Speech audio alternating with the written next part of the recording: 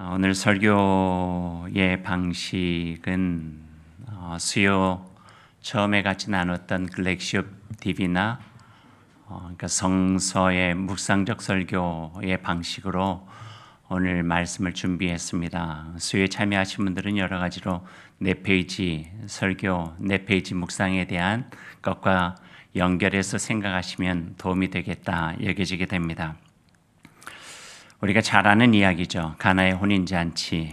오늘 말씀을 우리가 대하는 우리들의 모습 속에 3가지 시점을 조금 더 관심을 가지고 바라볼 때 오늘 말씀 우리들이 더 깊게 만날 수 있을 것 같습니다. 첫 번째 시점은 이야기가 있었던 그 상황이죠. 가나의 혼인잔치 이야기의 시점입니다. 조금 더 구체적으로 말하면은 예수님께서 활동했던 시기인 AD 30년경쯤이라고 이야기할 수 있을 거예요. 또 하나의 시점으로 이 성경을 읽어야 됩니다. 두 번째 시점인데요. 이것은 바로 기록한 시점이에요. 예수님께서 활동하셨던 시기가 AD 30년경 됐다면은 이 요한복음이 기록됐던 시기는 훨씬 더 늦습니다. 그러니까 AD 한 70년에서 90년 사이예요.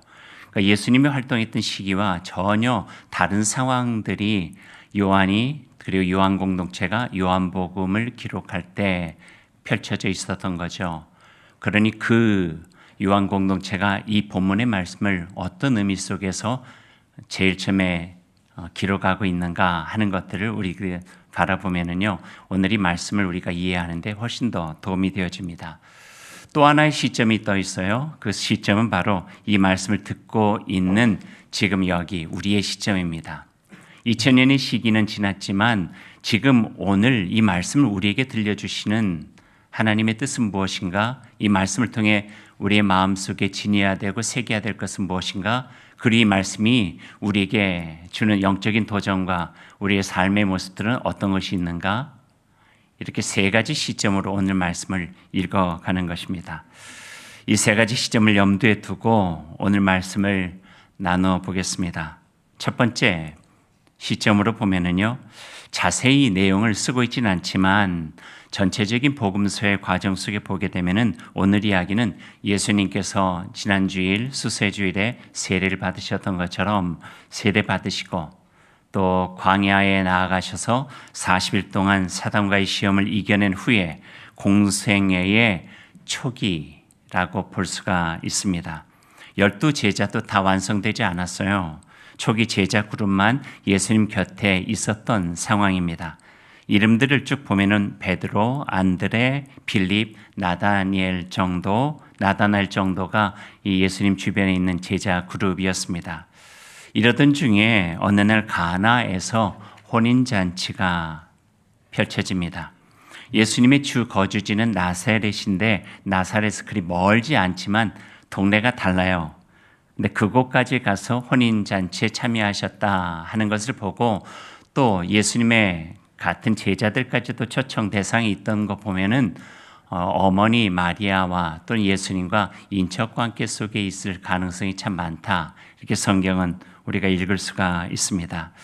가나 지역, 나사렛도 그렇지만요, 그렇게 잘 사는 지역이 아니었어요. 당시 유대의 상황으로 보면은 노동의 강도도 꽤 셌고 또 보잘것없는 임금과 당시의 로마의 식민지였기 때문에 가혹한 세금까지 내야 됐으니 가난한 가정들이 많이 모여 살고 있었던 곳이 바로 가나입니다. 근데 그런 중에 어려운 상황 속에 결혼을 하게 되고 혼례 잔치가 펼쳐지게 된 거죠. 어땠을까요? 주빈이라고 할 수 있는 그 집에서는 없는 형편 속에서도 온 힘을 다해서 혼인잔치를 준비했을 것입니다. 당시의 상황을 보면은 이렇게 미루어 짐작할 수 있어요. 아마도 포도주 값이 꽤 비싸거든요. 그리고 그 많은 사람들을 다 포도주를 대접하기가 어려우니 어느 정도 힘 닿는 것 포도주를 마련하고 거기에다가 맛이 변하지 않을 정도의 물을 타가지고 양을 늘려가지고 포도주를 대접했을 것이다. 이렇게 생각이 되어져요. 거기에 모인 사람들은 뭐 그 형편이 다 자기들의 형편이니까 알아도 모르는 척 하면서 다들 비슷한 형편이라 포도주 맛있다고 하면서 함께 기뻐하고 즐거워했고 축하했을 것입니다. 당시 혼인잔치는 가난하고 일상의 삶에 지친 사람들에게 줄 수 있는 비타민, 돌파과 같은 것이거든요. 기쁠 일이 별로 없잖아요. 그런데 누구 집에 혼인잔치가 있다면 같이 마음껏 같이 기뻐해주고 축하해주면서 삶의 마치 일상의 기쁨들을 누려볼 수 있는 소중한 잔치가 바로 혼인잔치였습니다. 그런데 이 소박한 기쁨도 그 위기가 닥친 거예요. 포도주가 떨어졌어요. 얼마나 애땠을까요? 예수님의 어머니는 그 처지를 알고 어떻게든 도와주고 싶었습니다. 다급한 마음에 아들에게 와서 예수님께 그 난처한 상황을 이야기를 하죠. 3절 말씀이 거기에 대한 내용이에요. 3절 말씀 우리 같이 한번 볼까요? 포도주가 떨어진지라 예수의 어머니가 예수에게 이르되 저들에게 포도주가 없다 하니, 혼인잔치 자리에서 포도주가 떨어졌다고 하는 것은 우리가 생각한 것보다요 훨씬 더 심각한 상황이에요. 왜냐하면 유대인의 혼례 예식 중에 포도주는 굉장히 중요한 역할을 하고 있거든요. 그걸 조금 우리들이 이해하기 위해서 당시의 결혼식 장면들을 전체를 볼 수는 없지만 포도주와 관련된 혼인 예식의 내용들을 조금 한번 살펴보죠. 혼인 예식이 되면 본격적인 잔치에 들어가기 전에 요즘 우리가 생각할 수 있는 결혼식처럼 제일 처음에 예식이 펼쳐지게 됩니다. 주례는 누가 봤을까요? 그 당시 목사가 없었으니 랍비가 봤겠죠. 랍비가 신랑과 신부, 주변에는 모든 그 하객들이 다 둘러서 있는 상황 속에서 신랑과 신부를 세워놓고 잔에다가, 아주 소중한 잔에다가 포도주를 따라요. 그리고 신랑이 한 모금, 신부가 한 모금. 그러니까 같은 잔에서 신랑 신부가 함께 마시면서 이제 두 사람이 아니라 하나의 가정을 이루게 되었다. 하나됨의 의미를 갖게 되죠. 이게 키두신이라고 하는 예식이에요. 그 예식이 끝나게 되면은요, 연합 예식 다음에 축복의 시간, 잔치 시간으로 펼쳐지게 되는데요. 두 사람이 나눴던 하나의 잔이 아니라 이제는 모든 이들에게 포도주가 나눠져요. 거기에 참석한 사람들에게 나눠지고 난 다음에 랍비가 세바 브라콧이라고 하는 축복담, 7마디의 축복담이 있어요. 결혼하여 잘 살아라, 행복해라, 여러 가지 축복의 이야기가 있겠죠. 그 축복의 7마디를 하나 하고 같이 기쁨과 축가와 축복의 잔을 들고 또 나누고, 또 기쁨과 축하, 축복의 잔을 들고 하면서 두 번째 의식이 치러지는 거예요. 그 치러지고 난 다음에 이제 나머지는 이제 좀 더 자유롭게 이 축하의 시간들을 갖게 되는 거죠. 그러니까 포도주라고 하는 것은 잔에 담겨져서 우리에게 주시는 기쁨이자 하늘의 은총이라고 생각하는 거예요. 이 가정을 축복하시는 하나님의 은혜, 또 이 모든 자리를 통하여서 기쁘게 하시는 주님의 은총, 이 포도주 속에 담겨져 있는 어떤 의미라고 할 수 있죠. 근데 그게 떨어진 거예요. 그러니까 기쁨이 떨어진 거예요. 하늘의 은총이 바닥이 났다 하는 의미가 있으니 얼마나 당황하고 안절부절했을까 상상이 되는 거죠. 그 상황을 알고 있었던 어머니 마리아, 함께 있던 아들에게 와서 네가 도움을 주면 좋겠다 부탁을 하시죠. 그런데 돌아온 아들의 대답은요, 싸늘해요. 얼마나 싸늘한지 4절 말씀 한번 보십시다. 같이 읽어볼까요? 예수께서 이르시되 여자여 나와 무슨 상관이 있나이까? 내 때가 아직 이르지 아니하였나이다. 여자여, 이렇게 불러요. 어떤 사람들은 예수님이 그렇게 엄마에게 함부로 할 리 없다, 그래서 여자여, 이제 원어 보면 기나이라고 하는 단어를 쓰고 있는데 여인에게 할 수 있는 존칭이다 하지만요, 꼭 그렇게 굳이 어거지로 이렇게 붙이지 않아도 될 것 같아요.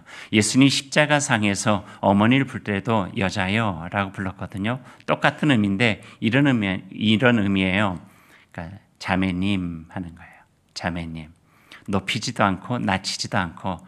그러니까 그건 나중에 예수님께서 누가 내 어머니요, 누가 내 형제들이냐라고 말씀하셨던 공세기를 시작하신 분부터는 혈육에 대한 애착보다는 모든 사람을 공적으로 놔두는 어떤 그런 예수님의 생각이 이 호칭에도 담겨져 있다, 이렇게 볼 수도 있을 것 같아요.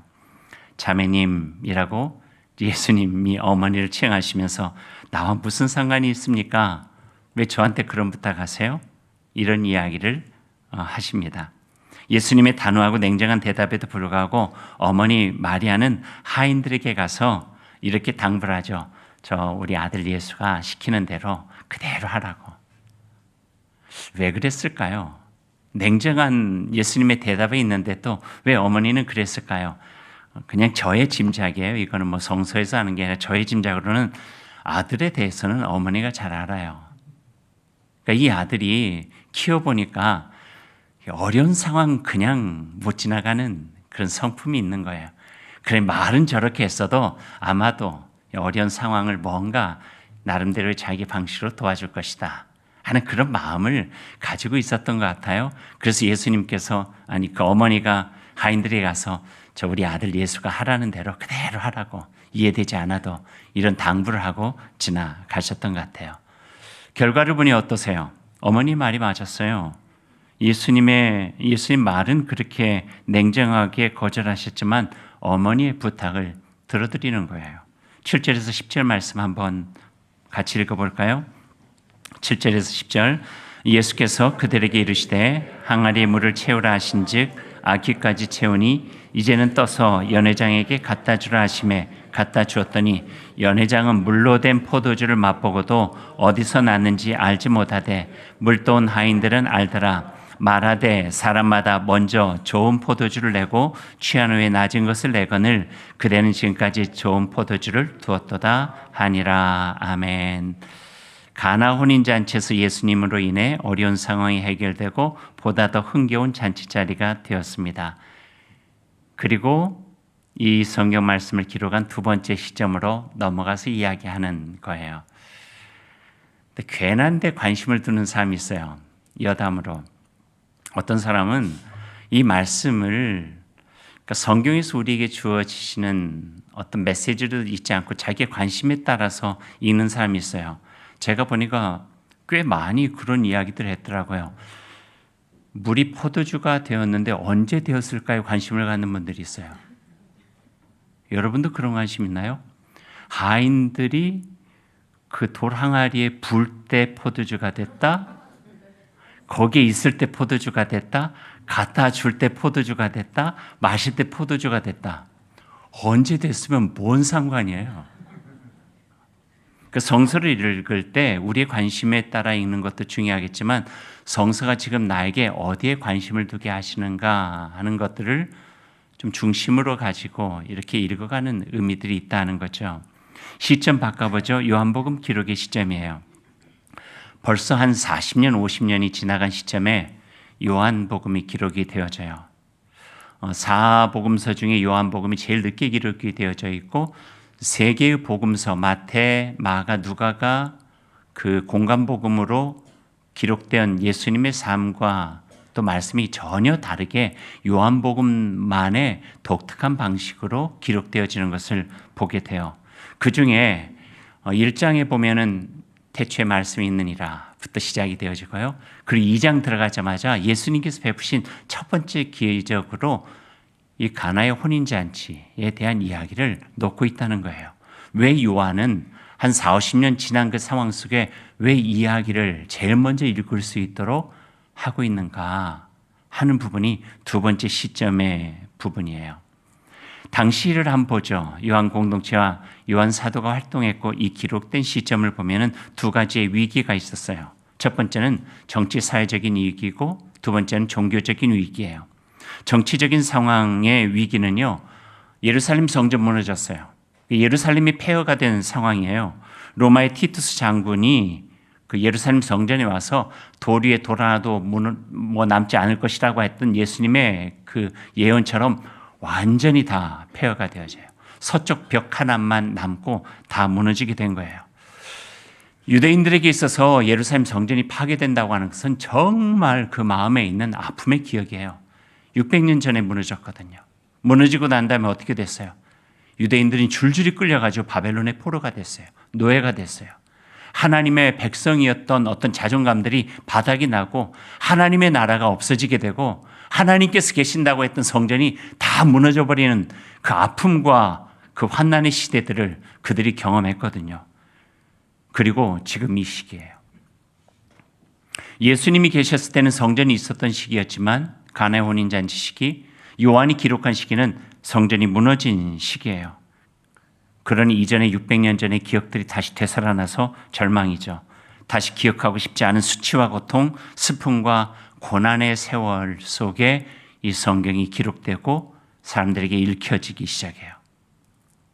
다시 한번 예루살렘 성전 무너지고 예루살렘 로마 제국의 폭력에 의해 유다 민족의 기쁨이 산산조각 났다는 거예요. 그러니까 포도주가 떨어진 거죠. 기쁨이 없는 거예요. 하나님의 백성으로서의 기뻐할 수 있는 그 모든 것들이 다 바닥이 난 상태예요. 또 하나의 위기는요, 종교적인 위기예요. 그 당시의 상황을 살펴보면은 그리스도인들이 유다의 회당 공동체에서 추방이 되어집니다. 그 전에는요, 초기 교회 공동체는 회당에서도 같이 유대인들이 말씀도 같이 나누고 그리고 나와서 그리스도인의 공동체로 또 있었어요. 그러니까 두 곳에 함께 있었는데 점점 위협이 되다 보고 또 교리적으로 갈등이 생기다 보니까 유대 공동체에서 그리스도인들은 나가라. 더 이상 회당에 들어와서 하나님 율법의 말씀 들을 수 있는 자격이 없다.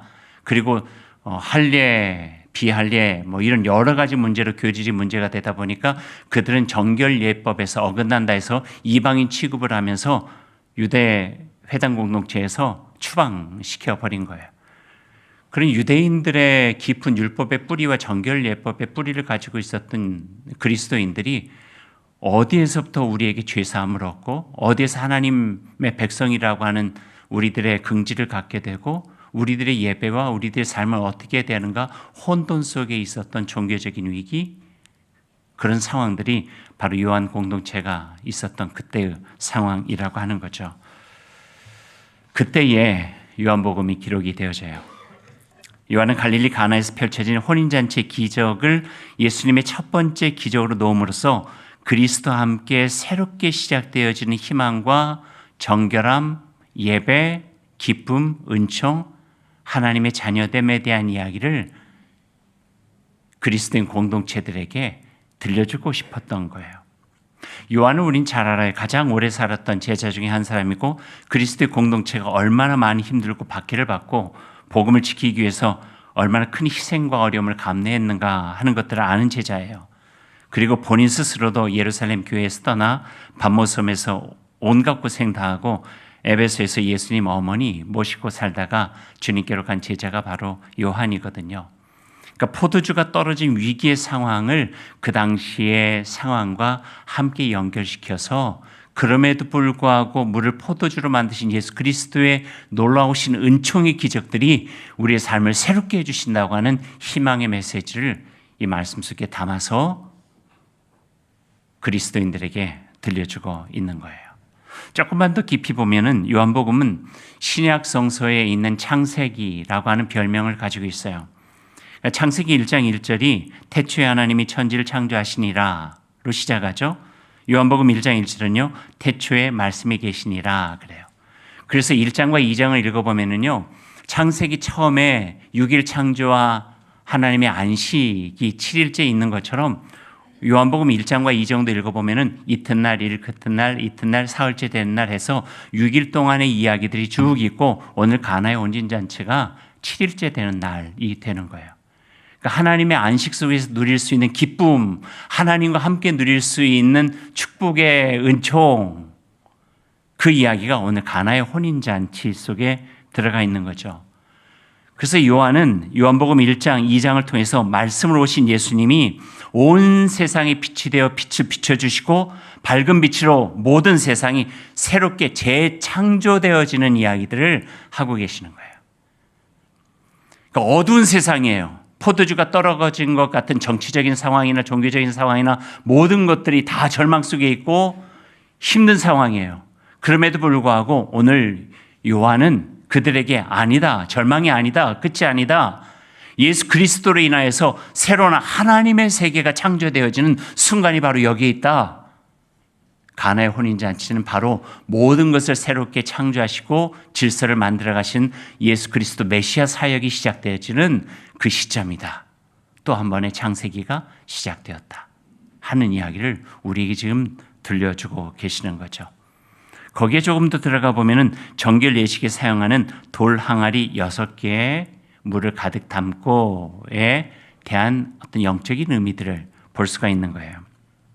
항아리가 6인 것은요, 안식일 전에 하루 정결이에요. 근데 그들은 유대인 회당에서도 쫓겨나고 예루살렘 성전 문에서 하나님 앞에서 죄 씻음을 받고 새롭게 거듭날 수 있는 공간과 기회가 박탈되어 버린 상황이에요. 그런 상황의 낙심 속에 6개 항아리에 예수님께서 물을 가득 붓게 하시고 포도주로 만드심으로 인하여 예수 그리스도로 인한 새로운 변화, 하나님의 은총, 주님 안에서 새로운 희망을 가지고 시작되어지는 새 창조에 대한 은혜를 보여주고 계시는 거죠. 그게 바로 가나에서 물이 포도주가 되게 하신 첫 기적에 담겨져 있는 의미라 이야기할 수가 있습니다. 정결 예식을 하는 돌 항아리, 거기에 담긴 물을 포도주로 만들어서 새로운 잔치의 기쁨으로 만드신 예수님, 이것은 어쩌면 그 다음에 바로 이어진 13절부터 예루살렘 성전을 정화시키는 예수님의 이야기와 연결이 되어져요. 오늘 가나의 혼인잔치만 읽었는데 바로 연결해서 예수님께서 성전 정화 작업하시는 이야기가 나오는 거예요. 그러니까 이전의 성전으로 할 수 없었던 일들을 예수 그리스도께서 시작하셨다 하는 의미가 있는 거죠. 이제 세 번째 시점을 봐야 돼요. 지금 우리의 삶은 어떤가 하는 거예요. 여기는 시간을 조금 가지면서 우리의 삶의 상황도 돌아보고 또 우리의 삶의 상황 깊이 한번 살펴보는 필요가 있어요. 지금 나는 어떤가? 혹시 내 삶의 그릇에는 바닥나지 않았나? 그러니까 포도주가 떨어진 상태는 아닌가? 마음에 많이 낙심되고 또 힘들고 어려워서 갈피를 알 수 없는 희미한 길을 걸어가는 것처럼 우리의 삶은 이렇게 너무 척박한 삶 속에 있지 않나 하는 생각을 해보게 되는 거예요. 여기 모두 우리들의 삶의 상황이 다르죠. 그럴 때면 각자의 삶을 돌아보는 거예요. 나는 지금 포도주가 가득 찬 채로 즐거운 축하와 축복의 시간을 가지고 있는지, 아니면 내 마음의 허전함과 나의 삶의 어려움 때문에 포도주는 바닥이 나고, 아니면 바닥은 나지 않았다 할지라도 불안함 속에 있지는 않은지, 개인의 삶의 상황을 살펴보는 거죠. 또 다르게는요, 우리가 살아가는 삶의 상황도 바라봐야 돼요. 요즘 우리나라 많이 힘들잖아요. 구속영장이 발부돼가지고 가슴 아픈 일이에요. 민주주의가 회복되어지는 일들이 쉽지 않다는 것도 느껴지지만 이런 상황이 참 가슴 아픈 거예요. 너무 갈등의 골은 깊어지고 언제 이게 치유될 수 있을까라고 하는 생각을 할 수밖에 없고요. 또 갈등의 분노 지수의 상승으로 인해서 힘겨운 시간들 우리들은 앞으로 언제까지 보내야 될까? 우리들의 마음속에 염려가 있는 상황이 지금 우리가 처한 상황이에요. 마치 예루살렘 성전 무너지고 로마 제국에서 그 힘에 의해서 사람들의 삶의 처지는 너무 어렵게 되듯이 지금 우리의 삶의 상황은 어떤가 하는 거죠. 교회적으로도 마찬가지예요. 위축된 복음의 시기, 요즘을 이야기할 때 가장 이렇게 정확하게 말할 수 있는 부분 같아요. 복음이 위축되어졌어요. 교회가 위축되어졌어요. 복음을 가지고 살아가는 이들이 위축되어졌어요. 마음 놓고 누군가에게 복음을 전하거나 전도도 하기 어려운 시기예요. 전도지 가지고 밖에 나가면 혹 신천지 아니세요? 묻게 되기도 하고요. 아이러니하게도 요즘 90% 정도가 믿지 않는 사람들인데 90% 정도 믿지 않는 사람들에게 가장 유명한 목사가 누구냐고 물어보면 누구일 것 같아요? 정광훈. 근데 그거보다도 심각한 것은 정광훈이 개신교의 이미지를 대표하고 있다는 거예요. 그래서 얼마 전에 벌써 열흘 전쯤 됐는데 그 종교에 대한 그 호감도가 발표가 됐어요. 네, 가톨릭, 불교, 원불교, 그리고 개신교가 14%. 대통령 지지율보다도 낮아요. 너무 마음이 아파요. 이게 지금 우리가 처한 상황이라는 거예요. 그러니까 개신교가 가지고 있는 돌 항아리에 포도주가 떨어진 거예요. 개혁교회를 통해서 하나님 안에서 바로 서겠다고 정말 그 어려운 순간에 다시 하나님의 복음으로 돌아가는 그 삶을 통해서 시작된 개신교가 지금 이렇게 바닥난 상태가 돼버리고 말았다는 거죠. 영어 단어 중에 그 resilience라고 하는 단어가 있어요. 두 가지 의미로 사용되는 단어예요. 전 요즘 우리에게 굉장히 중요한 단어겠다 생각이 되어지는데, 하나는 꿋꿋하게 하는 거예요. 꿋꿋하게, 단호하게, 거침없이, 담대하게, resilience예요. 또 하나의 의미를 담는다면은 회복력이에요. 회복력. 그 위기의 상황에서 다시 용술철처럼 튀어오르는 회복력, 탄력성이죠. 스피리추얼 레질런스라고 이야기하면 영적인 회복력, 신앙의 회복력이라고 할 수 있겠죠.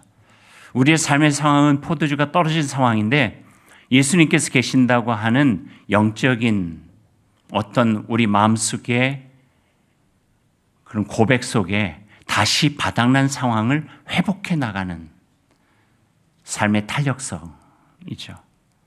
잔치자리에 포도주가 떨어진 것 같은 그 상황 속에서, 그러나 그런 상황에서 잔치의 기쁨을 회복해내시는 분이 계신다고 하는 그 마음을 가지고 스스로를 격려하고 서로를 격려하면서 이 시대 속에서 하나님께 주시는 그 메시지를 가지고 나아가게 되는 거죠.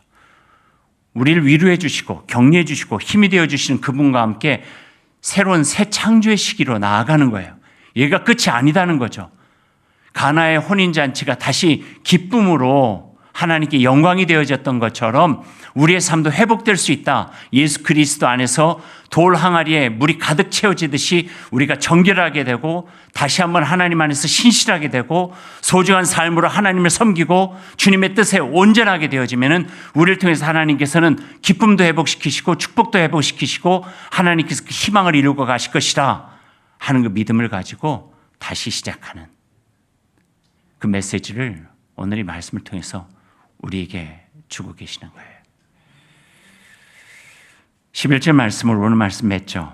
이렇게 11절 말씀에 되어져요. 예수께서 이 첫 표적을 갈릴리 가나에서 행하여 그의 영광을 나타내심에 제자들이 그를 믿으니라. 기적이라 하지 않고 표적이라고 하는 것은요, 그 기적 속에 표적, 상징이 담겨져 있다는 거예요. 메시지가 있다고 하는 거예요. 그 표적을 갈릴리 가나에서 행하여 그의 영광 나타내시니 제자들이 그를 믿더라. 주님 따라가는 삶이 얼마나 귀한가 하는 것을 그 마음속에 다시 새기게 되더라 하는 거예요. 우리는 예수 믿는 사람이죠.